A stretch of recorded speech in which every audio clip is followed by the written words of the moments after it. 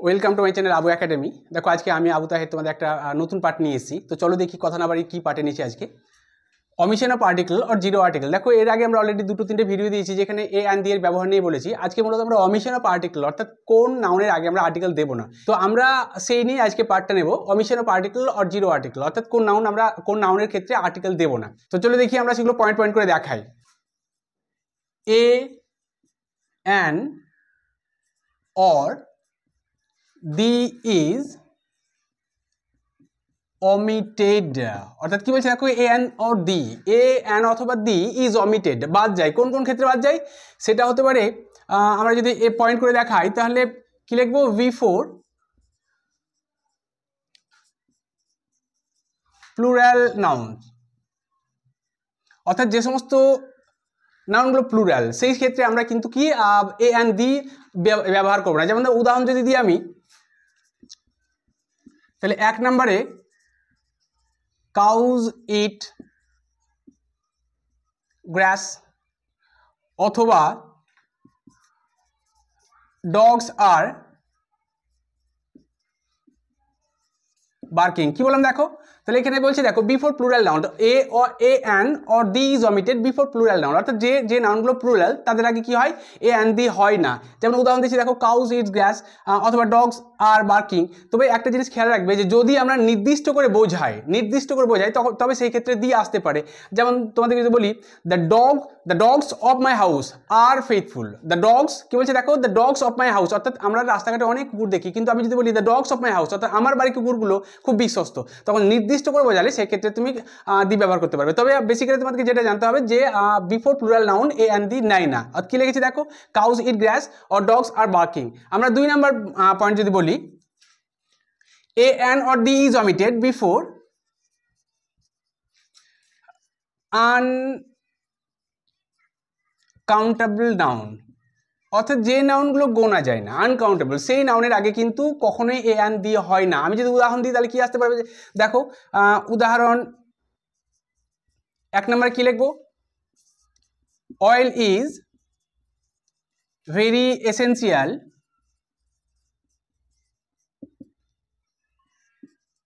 For cooking. তারপরে আরো উদাহরণ দেখো,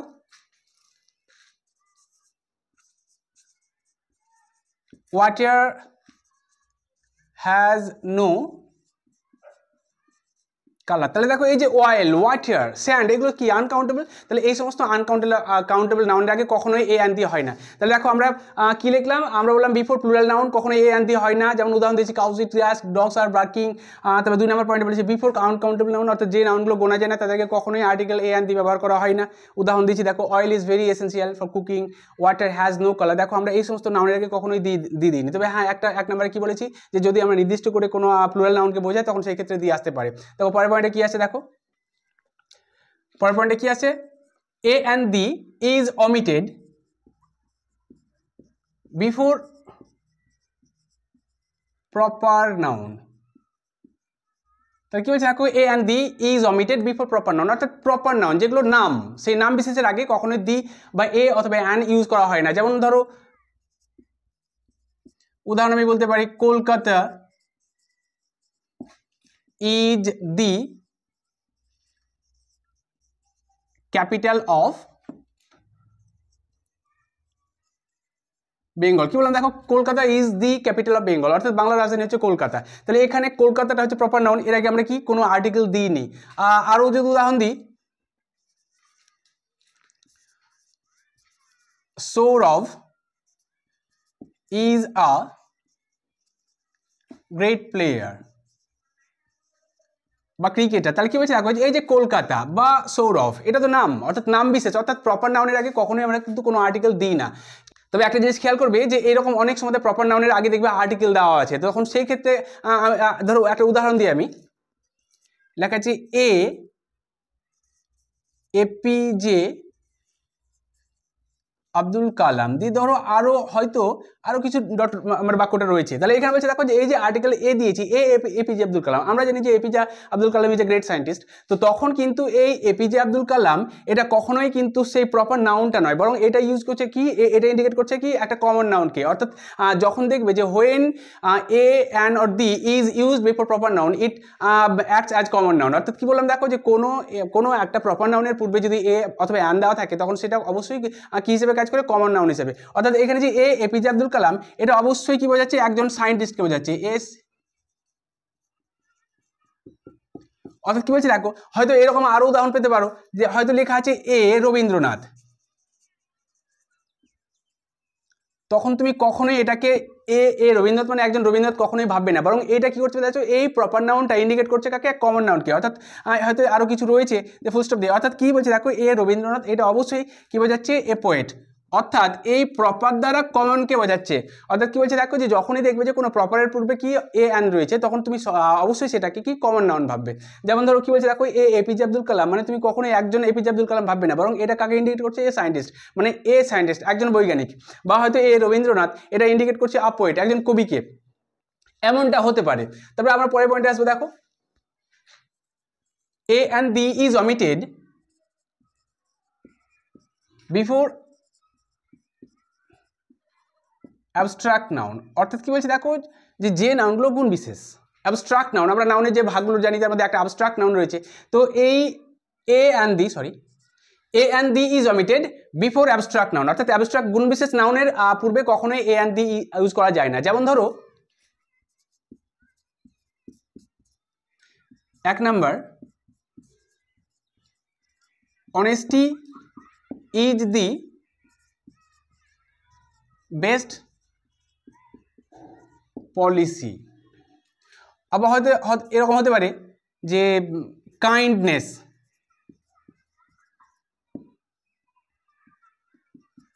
is a great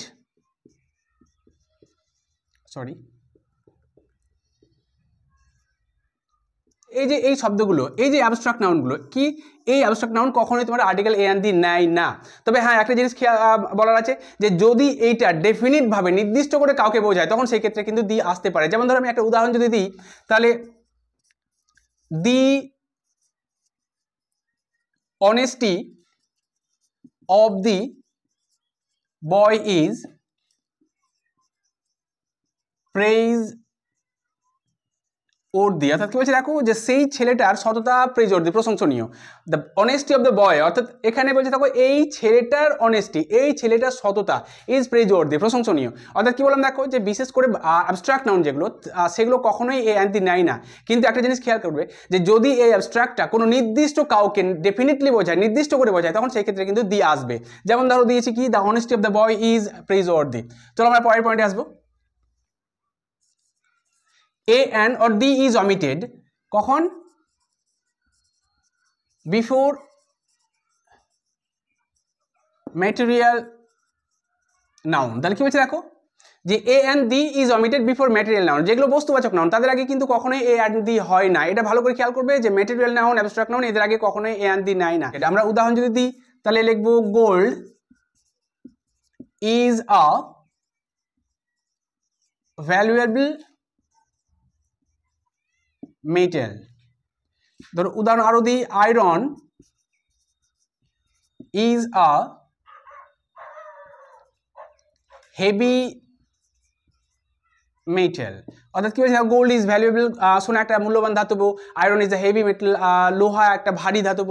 তাহলে এখানে বলছে দেখো যে সমস্ত নাউনগুলো ম্যাটেরিয়াল অর্থাৎ বস্তুবাচক তাদের আগে কখনোই কিন্তু এ অ্যান্ড দি হয় না। আমরা উদাহরণ দিচ্ছি দেখো gold is a valuable metal, iron is a heavy metal. তবে হ্যাঁ এটা যেমন ধরো প্রত্যেকটা ক্ষেত্রে যেমন কিছু ব্যতিক্রমী ক্ষেত্রে রয়েছে, ঠিক এখানেও ব্যতিক্রমী ক্ষেত্রে রয়েছে যে যদি মেটেরিয়াল কোনো মেটেরিয়াল নাউন যদি নির্দিষ্ট করে বোঝায় তখন সেই ক্ষেত্রে কিন্তু দিয়ে আসতে পারে। যেমন ধরো আমি যদি একটা উদাহরণ দিই,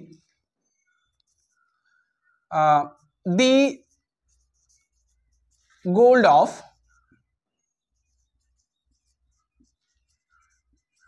Australia is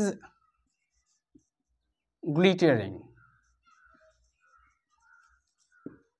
অর্থাৎ অস্ট্রেলিয়ার সোনাটা চকচকে বেশি। তাহলে কি বলছে দেখো the gold is Australia is more glittering, বা হয়তো আরও কিছু লিখতে পারবে।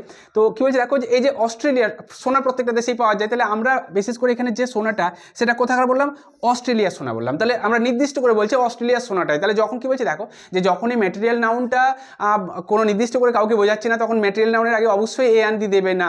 কিন্তু যদি এরকমটা হয় যে কোনো একটা নাউন, কোনো একটা ম্যাটেরিয়াল নাউন কোনো নির্দিষ্ট কোনো একটা জায়গার বা কোনো নির্দিষ্ট করে বোঝাচ্ছে, তখন সেই ক্ষেত্রে কিন্তু দিয়ে আসতে পারে। যেমন উদাহরণ দিচ্ছি দেখো the gold of Australia is glittering, এটা কিন্তু ব্যতিক্রমী, অর্থাৎ নির্দিষ্ট করে বোঝাচ্ছে। ভালো করে শুনবে যে যখনই কি বললাম যে কোনো ম্যাটেরিয়াল নাউনের আগে অবশ্যই এ অ্যান্ড দি আসে না, তবে যদি সেই ম্যাটেরিয়াল নাউনটা নির্দিষ্ট করে কাউকে বোঝায় তখন সেই ক্ষেত্রে কিন্তু দিয়ে আসবে। যেমন আমরা উদাহরণ দিয়েছি। তো দেখো বন্ধুরা, আমরা মূলত আজকে 5টা পয়েন্ট নিয়ে আলোচনা করলাম। এই হয়তো আরও 5-7টা পয়েন্ট রয়েছে তোমার কোথায় কোথায় আর্টিকেল দেবো না, তো যেহেতু ভিডিওটা অনেক লং হবে তাই আমরা সেকেন্ড পার্ট নিয়ে আসছি এটার অবিচ্ছিন্ন পার্টিকেল অর জিরো আর্টিকেলের।